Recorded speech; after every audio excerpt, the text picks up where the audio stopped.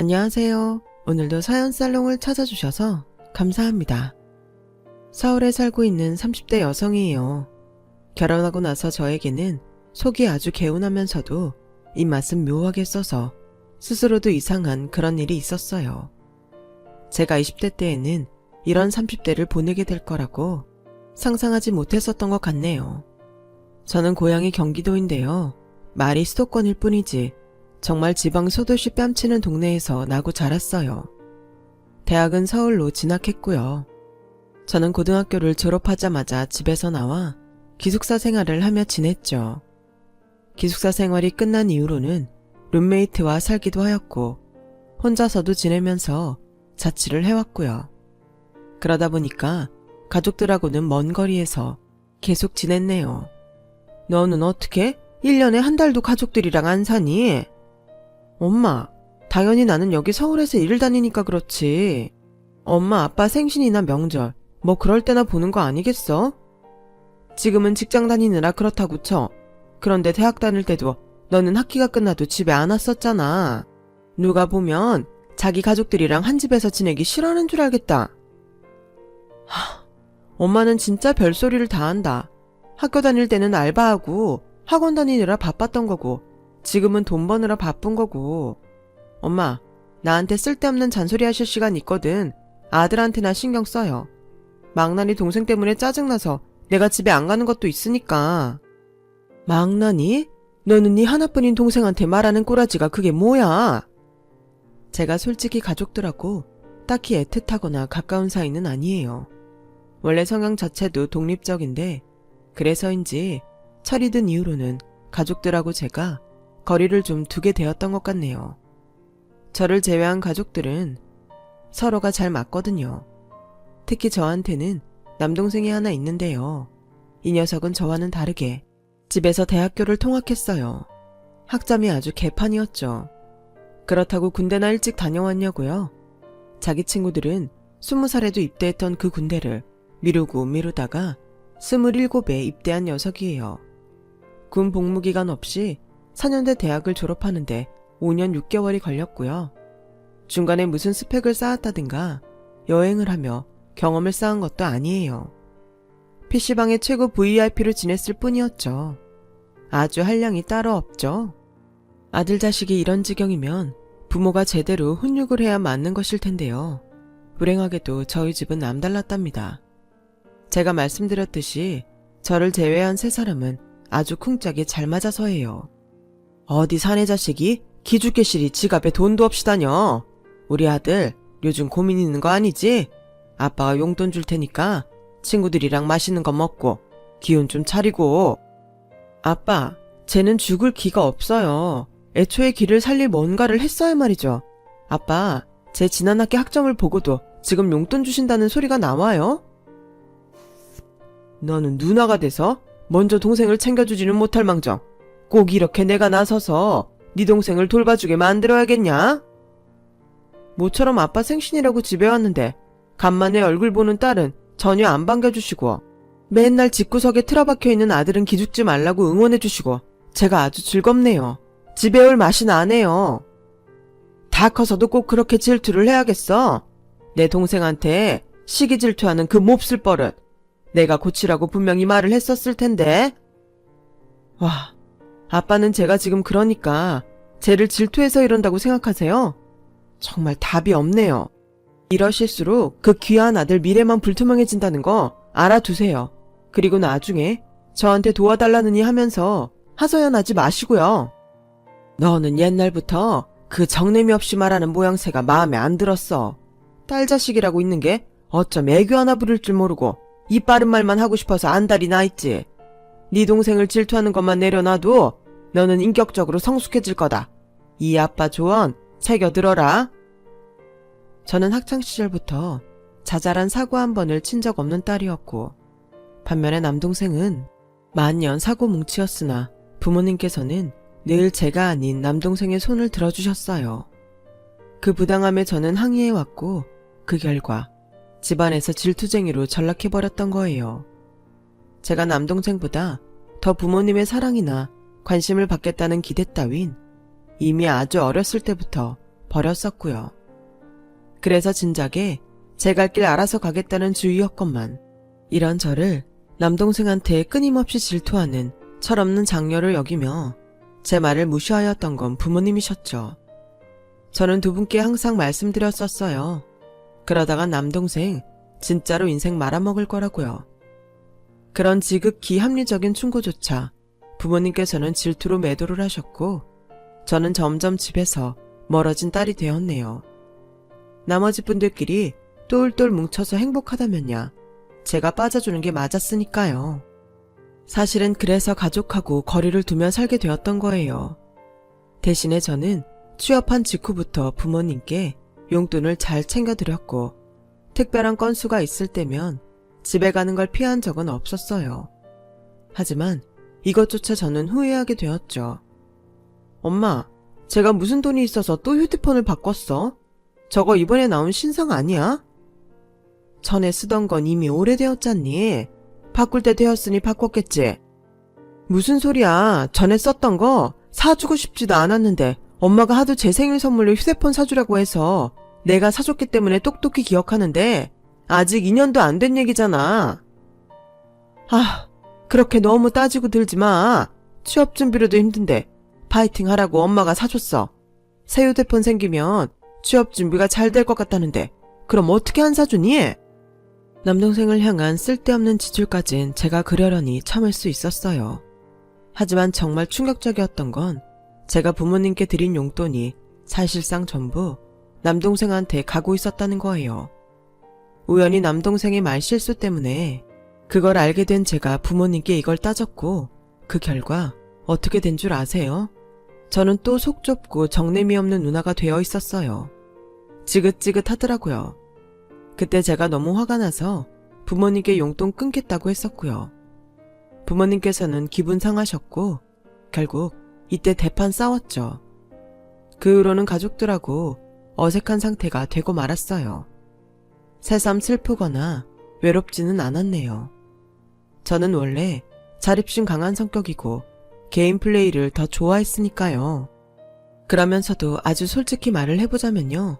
가슴 한구석에서는 타지에 혼자 오래도록 살아왔기 때문에 귀찮고 싫지만 때때로는 필요한 가족의 손길 같은 것을 원하고 있었던 것 같네요. 제가 결혼한 남자의 조건이 정확히 그랬어요.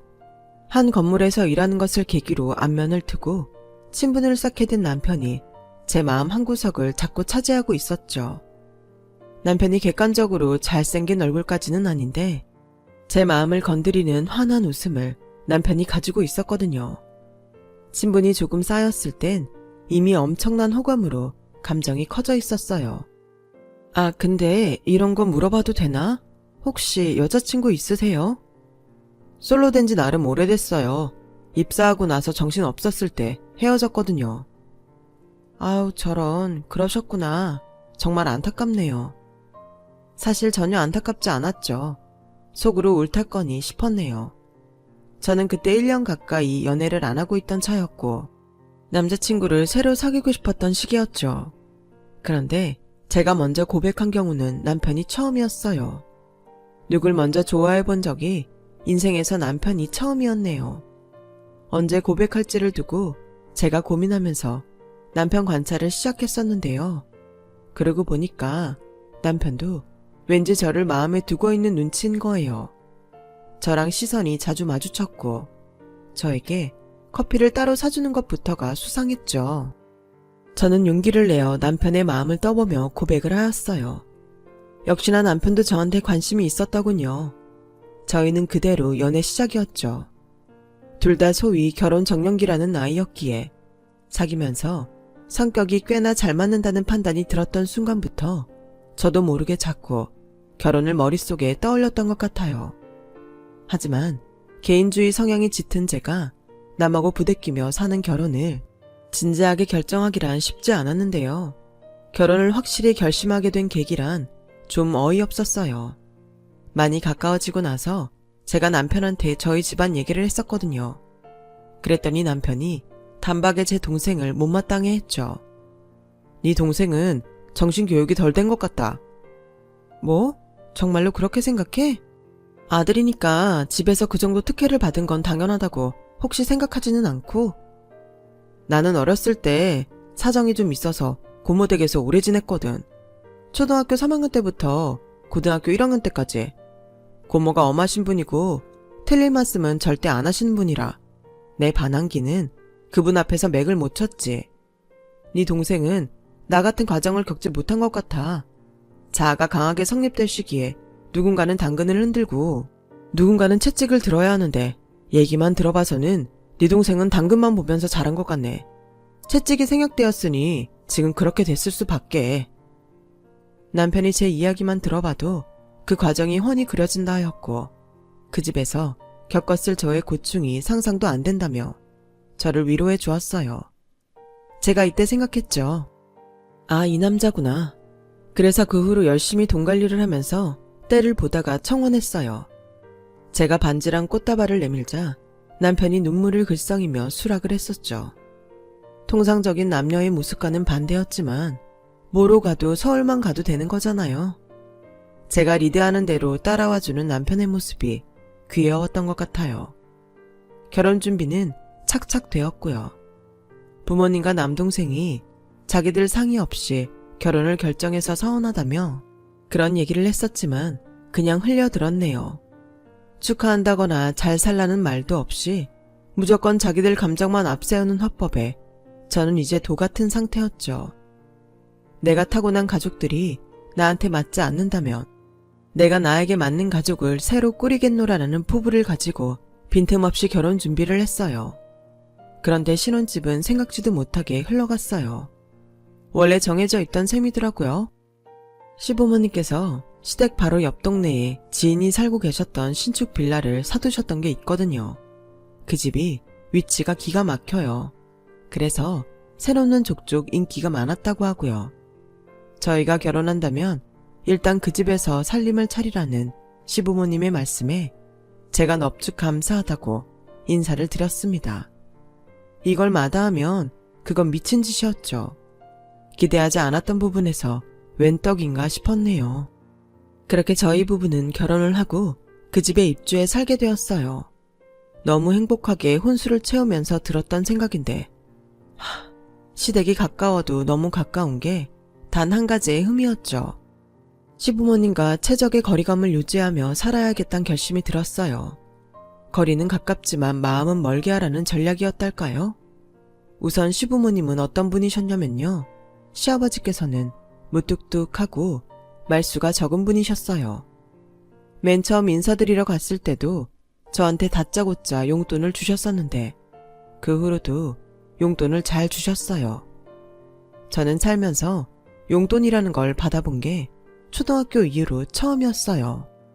따로 생기는 돈은 세뱃돈이 전부였고 학교 생활에 들어가는 돈이 아니면 부모님께서는 일체 주지 않으셨거든요. 물론 남동생은 자기 친구들보다도 항상 많은 용돈을 받았지만요. 그런 역사를 지닌 제가 대뜸 시아버지로부터 용돈을 턱턱 받자니 기분이 묘했답니다. 저희 신혼집을 사두신 것도 시아버지셨는데 원래 집안이 부유했대요. 교통사고를 당하신 이후로 금방 일을 그만두셨고 치과 생활을 오래 해오는 중이셨음에도 저한테 용돈을 주실 수 있던 이유가 원래 부자이셨기 때문이었어요. 늘 작은 방에 틀어박혀서 TV를 보셨는데 그 생활을 무척 좋아한다고 그러셨죠. 반면에 시어머니께서는 인상부터가 외향적이셨어요.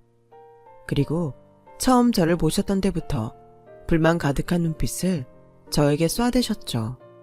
시아버지께서 가타부타 말씀 않고 무조건 결혼 허락을 내려버리시니 차마 반대의 뜻은 표하지 못하고 입술만 옴싹달싹 하시는 모양새였답니다. 결혼하고 채 한 달이 안 됐을 때부터 저는 시어머니의 간섭이 시작되고 있음을 눈치챘어요. 댁에서 시아버지랑 둘이 있으면 재미가 없다고 저희 집에 자꾸 오셔서 저 뭐하고 있는지 구경하셨습니다. 그게 어찌나 신경 쓰이던지요. 그런데 어느 날은 주방 서랍장에서 뭘 자꾸 뒤적거리시더니 대뜸 반찬통 지적을 하셨어요.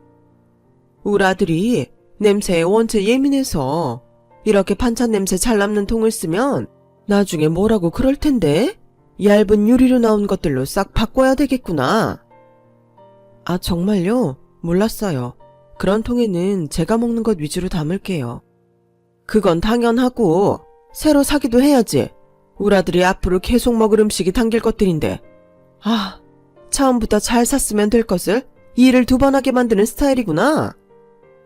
어른 앞에서, 그것도 시어머니께 싸가지 없이 굴고 싶지 않았기에 겉으로는 웃으면서 비위를 맞춰드렸죠. 하지만 속으로는 콧방귀를 뀌고 있었어요. 결혼하고 나서 2달이 지났을 때였죠. 저한테 주말에 같이 쇼핑을 가자면서 계속 미리 말씀을 하시더군요. 왠지 느낌이 싸했어요. 저를 하루 종일 부려먹으실 작정을 하신 눈치였달까요? 그런 촉이 왔으나 분위기나 타이밍이 거절할 수 없는 종류였죠. 그래서 알겠다고 말씀을 드렸고요. 남편한테도 얘기했어요. 어머님이랑 토요일에 쇼핑 간다고요. 그랬더니 자기도 따라 나서는 거예요. 본인이 가겠다는데 말릴 수 없어서 데리고 나갔죠. 차 끌고 저희 집에서 골목 빠져나와서 시댁 쪽으로 가니까 시어머니 단박에 운전석에 남편 앉아있는 걸 보고 표정이 굳으셨어요. 제가 그거 보고 역시 싶었으나 모른 척 해맑게 웃어드렸어요.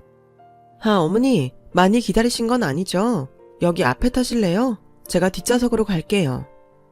아, 아니다. 내가 뒤에 타지 뭐. 그냥 있어라. 차에 올라타신 시어머니의 표정 관리는 전혀 되고 있지 않았어요. 못마땅한 눈치셨는데 결국 한마디 하시더군요. 너는 주말인데 피곤한 내 신랑을 꼭 아침부터 데리고 나왔어야 했니? 점심시간이 다 되어갈 지경이었는데 아침이라뇨. 황당한 와중에 제 변호 안 해주고 운전만 하는 남편이 보였어요. 시어머니는 저를 향해 계속 투덜거리면서 잔소리를 퍼붓고 계셨건만 남편은 모른 척 앞만 보고 운전하더라고요. 참나, 자기 와이프보다 자기 엄마가 우선이라 이거죠. 제가 열불을 참고 그날 마트에서 장을 볼 때였어요. 남편이 과자를 고르니까 시어머니께서 난리를 치셨죠. 감자칩 그거 먹으면 건강 다 망치는 거 아니야? 우리 아들, 딴 거 먹으면 안 될까? 내가 건강 안 좋으신 엄마랑 같아? 나는 팔팔한 아이라서 괜찮아. 남편이 철벽 치니까 시어머니 갑자기 저한테 오셔서는 제 옆구리를 팔꿈치로 퍽 찌르시는 거예요. 야, 너는 뭐 하고 있니? 네 신랑 단속도 안 하고 감자칩을 3봉지나 담았잖아. 너 이러다가 나중에 우리 아들한테 온갖 불량식품도 다 갖다 바치겠다? 애도 아닌데 알아서 잘하겠죠. 제 말에 시어머니께서 눈을 무섭게 째리셨는데 그걸 보고 저는 확신했어요. 며느리를 못마땅해 하시는 시어머니라고 말이죠. 그리고 남편에게는 제가 절대 1순위가 아니란 것도요. 같이 칼국수를 먹으러 가서도 그랬어요. 남편이 양념장을 유독 많이 풀어서 먹었거든요. 매운지 계속 먹으면서 하는 소리를 내더라고요. 저는 신경 안 쓰고 제 거 잘 먹고 있는데 시어머니는 아주 좌불안석이 따로 없으셨어요. 안 그러도 내가 왜 이렇게 맵게 먹어? 그러다 속 다 버려. 엄마는 참 가끔 이렇게 먹어야 스트레스가 풀리는 거야. 많이 맵기는 해도 맛있다면서 남편은 그릇을 다 비웠거든요. 당사자가 잘 먹었으면 됐지 시어머니는 이걸 두고도 저를 원망하셨어요. 딱 보니까 네 짓이구만. 네가 벌써 내 아들의 입맛을 다 망쳐놨어. 저렇게 먹는 거가 위에 얼마나 안 좋은지 아니? 위에 빵꾸 나는 짓이야 저게. 제가 매운 양념장 넣으라고 시킨 것도 아닌데요 어머니. 스트레스 풀려고 몇 개 먹는다잖니. 그 스트레스가 어디서 받겠어. 뻔하지. 이래도 제 탓 저래도 제 탓. 아주 저를 못 잡아먹어서 안달인 분이셨죠. 시댁에서 마련해준 집에 사는 데다가 워낙 근거리이다 보니까 도저히 안 보고 살 수가 없었기에 저는 속수무책이었어요. 게다가 남편이 연애할 때는 전혀 몰랐던 마마보이 기질이 있었을 줄은. 뒤통수 맞았어요. 저는 저한테 살랑거리면서 잘해주는 남편에게 반했던 것인데 그게 마마보이여서 비롯된 모습이었나 봐요. 자기 엄마한테도 살랑거리면서 비위 잘 맞추더라고요. 시간이 갈수록 두 사람 사이에서 속이 타고 열불이 터지는 건 오롯이 저희 몫이 되었어요. 가끔 나만 빠지면 둘이서 행복하게 잘 살 수 있지 않을까? 내가 해방꾼이고 이방인 아닐까? 이런 생각도 들었더랍니다. 저는 시어머니란 분을 알 수가 없었어요. 대체 저를 좋아하지도 않으면서 저한테 안부 연락은 왜 그렇게 바라셨을까요? 아침이고 밤이고 때 안 가리고 연락하시는 것도 사람 미치게 만들었죠. 신혼집에 불쑥 들이닥치시는 것도 속이 뒤집혔고요. 그러던 때에 제가 어느 날 엄청난 광경을 목격해버리고 말았어요. 동네 헌옷 수거함에 가던 길이었죠. 밤이라서 대충 슬리퍼 끌고 모자만 쓰고 집 앞에 나갔는데요. 저기 멀리에 시어머니가 보이는 거예요. 그런데 어떤 남자분과 옥신각신하고 있었어요. 아니, 내가 그 돈을 안 갚겠다는 게 아니잖아. 여기까지 찾아오면 어떡해? 우리 남편이 보기라도 하면 난 어떡하라고? 어차피 남편이 집에만 틀어박혀 있다며. 그래서 활개치고 다니는 거 아니었어? 내 돈이나 갚아 이 여자야. 별거 아닐 수도 있지만 요상한 촉이 피어올랐어요. 남편한테 물어봤죠. 시어머니께서 혹시 돈을 버시는지 그런 것들이요. 남편은 고개를 갸웃하며 전혀 안 그렇다고 했어요. 시어머니께서는 생활비 체크카드만 쓰시는 분인데 돈 얘기가 나올 리가 없다 하였죠. 왠지 느낌이 이상했는데 그 뒤로 또 목격을 하게 된 거예요. 연차 쓰고 쉰 날에 운동 삼아서 옆 동네까지 노래를 들으며 걸어가 봤어요. 편의점에서 음료수 사가지고 나오는데 바로 옆에 있는 은행에서 두 사람이 나오더니 금세 싸우는 모양새인 거예요. 제가 시선을 고정한 까닭은 한 사람이 바로 제 시어머니셨기 때문이에요. 시어머니께서는 모자를 쓰고 계셨으나 그렇다고 제가 못 알아볼 건 아니었죠. 근데 얼핏 얘기를 들어보니까 같이 있는 아주머니가 저희 시어머니한테 돈 내놓으라는 내용이었어요. 살림하는 여자가 주식으로 그 돈 다 날려먹었으면 갚을 궁리는 있었어야지. 내 돈 어떡할 거야? 내가 다음 달까지는 꼭 갚을게. 우리가 자그마치 30년 된 사이잖아. 나 못 믿어? 응? 우리 남편 돈 더 끌어다가 내가 다 갚을 수 있어. 시어머니께서는 도망치듯 자리를 뜨셨고 저는 이번에야말로 확신을 했죠. 시어머니께서 칩거하시는 시아버지 몰래 돈을 굴리셨다가 날려먹으신 게 분명했어요. 잔소리 폭탄 들어가면서 신경성 때문에 위험도 생긴 저였는데 이 기회를 놓칠 수야 없었죠. 당장에 남편한테 까발렸어요. 내가 똑똑히 들었다니까? 날려먹은 돈이 한두 푼이 아닌가 봐. 얼른 아버님께 전부 알려드려야지. 하지만 격앙된 저와는 달리 남편의 표정은 점점 어두워졌죠. 그때부터 저는 뭔가 잘못되었단 직감을 받았어요. 우리 엄마 그럼 너무 불쌍하잖아. 그냥 조용히 돈 갚으시게끔 우리가 도와드리면 안 될까? 이게 무슨 말도 안 되는 소리인가 싶었어요. 제가 생각한 그림은 이게 아니었건만 남편이 자기 엄마 안 됐다며 한숨을 푹푹 쉬길래 저는 그만 정이 훅 떨어지고 말았어요. 잘못된 건 바로 잡아야 하잖아. 정 못하겠다면 내가 할게. 저는 짜증스레 외친 제 말을 관철시키기로 했고 시어머니한테 따져 물었죠. 돈 날린 사실이 있냐고 말이에요. 너 사람 미행했니? 뒷조사했어? 음침한 것. 너같이 속 시커멓고 남의 불행을 바라는 사람은 제대로 망해봐야 되는데. 그런데 적반하장으로 나오시더군요. 심지어는 제 머리채까지 잡혔어요. 시댁 덕분에 편히 결혼해서 사는 주제에 은혜도 모르는 며느리라고 저 같은 종자는 그 집안까지 싸그리 망해야 한다면서 시어머니는 엄청난 악담을 퍼부으셨어요. 도저히 저는 제가 그런 수모를 당해야 할 이유를 모르겠어서 남편한테 상황의 판단을 맡겨봤어요. 한번 어떻게 나오나 싶어서요. 그런데 남편이 하는 말이 우리 엄마가 틀린 말 한 건 아니잖아. 이게 말이 되나요? 전 그 순간에 이 자식하고 이혼해야겠다 결심했어요. 착하고 귀엽길래 결혼했더니 자기 엄마 앞에서 더 착하고 더 귀여운 아들이 되고 싶어서 환장한 놈이었네요.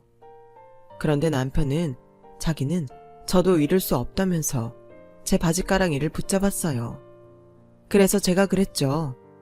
시어머니를 제 앞에서 정식으로 사과시키고 금전 문제 더 이상 안 일으키겠다는 각서를 쓰게 한다면 이혼 안 하겠다고요. 효자이기도 했으나 애처가이기도 했던 남편은 또 고지곳대로 그걸 자기 엄마한테 가서 정말로 전해버렸어요.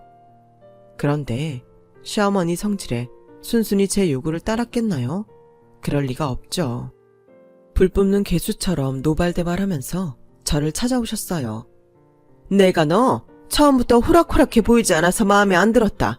그런데 자기 시어머니의 안 된 일을 보고 안타까워하기는커녕 그걸로 사람 약점을 잡으려고 들어?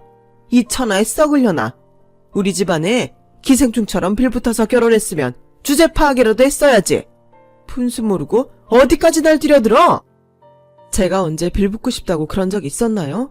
해주길래 받아먹은 것뿐인데 왜 이렇게까지 하시는 거죠?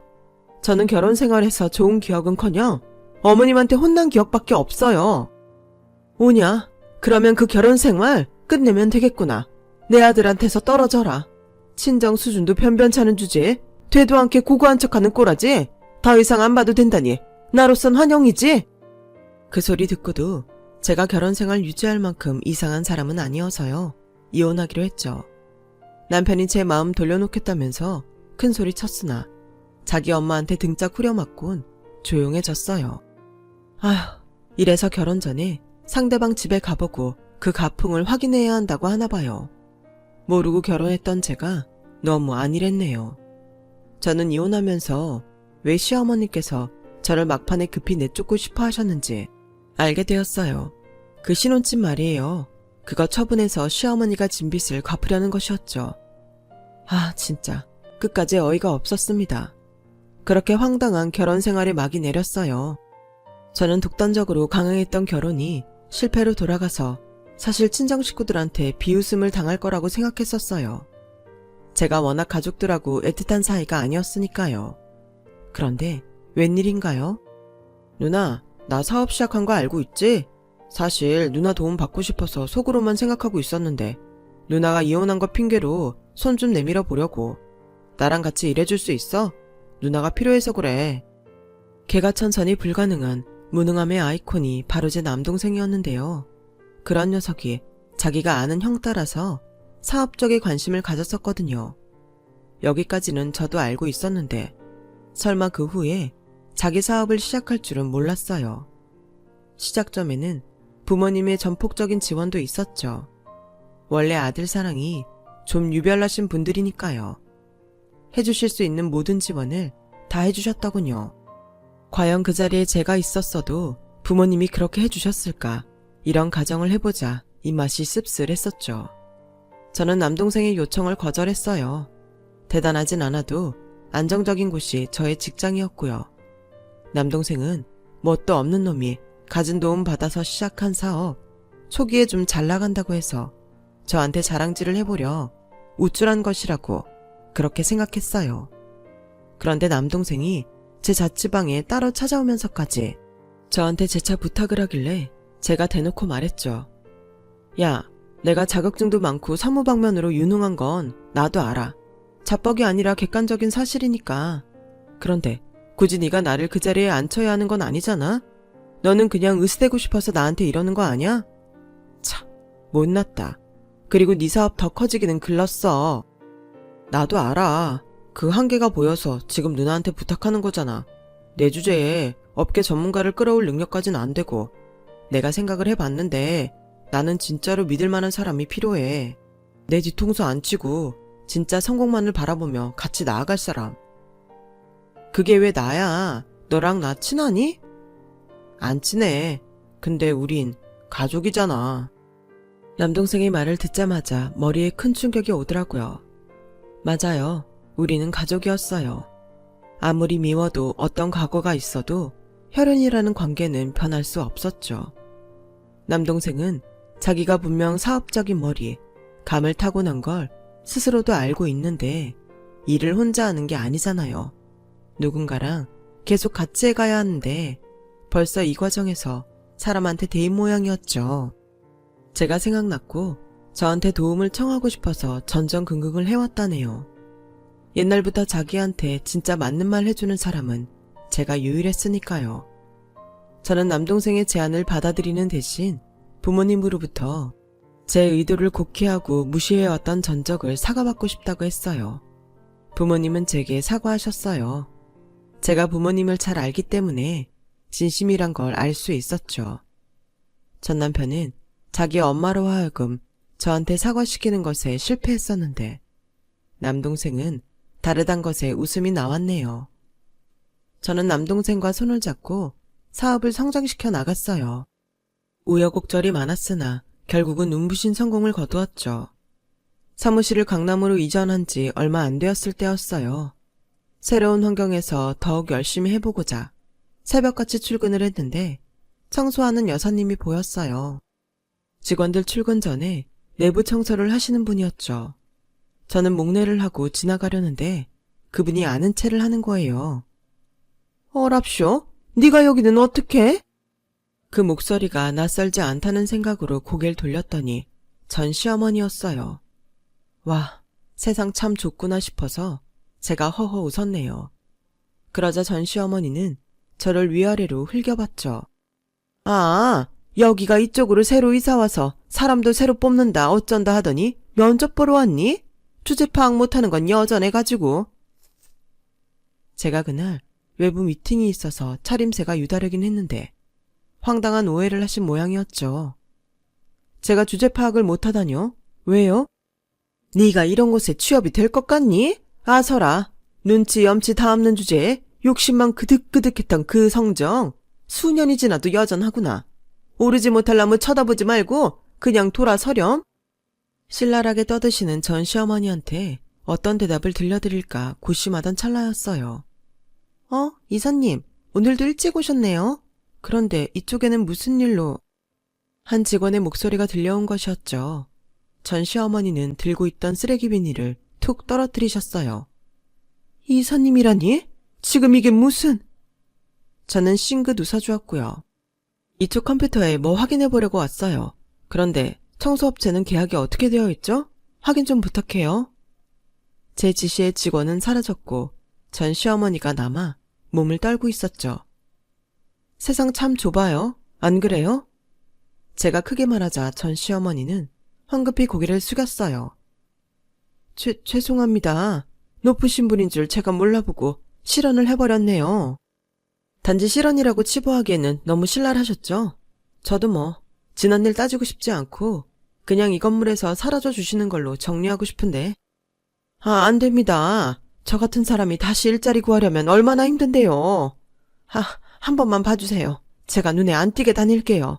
지난날 정을 봐서라도. 네? 정이요? 무슨 놈의 정이요? 제가 기가 막혀서 물었더니 전 시어머니는 두 손을 모아 빌었어요. 너는 몰라서 그래. 너 이혼 후에 얼마나 많은 일이 있었는지. 내가 지금까지 남편한테 소박 맞으면서 돈 벌기 위해서 안 다녀본 데가 없다. 지금 이거 안정적으로 일하고 있는데 이 일을 내가 잃을 수는 없어. 저 좀 선처해 주세요. 눈물이 그렁그렁한 모습을 보자 그냥 한숨이 나왔어요. 그러시길래 왜 애초에 그 돈을 날리고 사셨을까요? 너무 간절하게 그러시니까 마음이 약해지네요. 제 눈에 띄지 않게 시간대 조정해서 외진구역만 청소해 주세요. 담당자에게도 제가 말해 놓겠습니다. 전 시어머니는 저에게 꾸벅 인사를 하곤 장비 챙겨서 사무실을 나갔어요. 저는 제자리에 앉아서 방금 상황을 곱씹는 동안 씁쓸하더군요. 살다 보면 어디서 어떻게 마주칠지 모르는 게 사람 인연 같더라고요. 그러기에 되도록 악연은 만들지 않고 살아야 하는데 싶어요. 그 이후로 전 시어머니는 정말 저를 잘 피해 다니셨어요. 화장실 앞에서 딱 마주친 적도 있긴 하는데 엄청 빠르게 주랭랑을 치시더군요. 이토록 완벽한 전세 역전은 없을 것 같아요. 덕분에 성공의 보람도 여실히 느꼈네요. 그리고 요즘 제 앞뒤에서 저를 응원해주고 있는 가족들에게 고마운 마음입니다. 제 이야기는 여기까지예요. 들어주신 분들 감사드려요. 여러분, 사연 댓글에 응원과 현명한 조언 부탁드려요. 좋아요와 구독은 저에게 큰 힘이 됩니다. 오늘도 좋은 일 가득하세요.